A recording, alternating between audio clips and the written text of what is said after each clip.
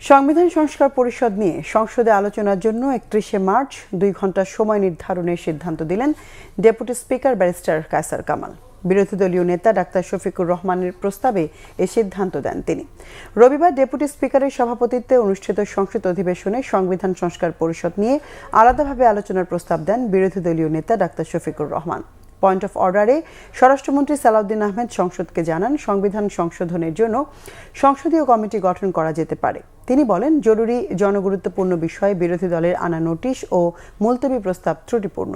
এ সময় আইনমন্ত্রী আসাদুজ্জামান বলেন, জুলাই জাতীয় সনদ নিয়ে জাতি এক ধরনের বিভ্রান্তিতে রয়েছে। এ নিয়ে সংসদে হইচই হয়। পরে ডেপুটি স্পিকার সংবিধান সংস্কার পরিষদ গঠনের বিষয়ে 31শে মার্চ সংসদের কার্যসূচি 2 ঘণ্টা এগিয়ে আলোচনার জন্য সিদ্ধান্ত দেন।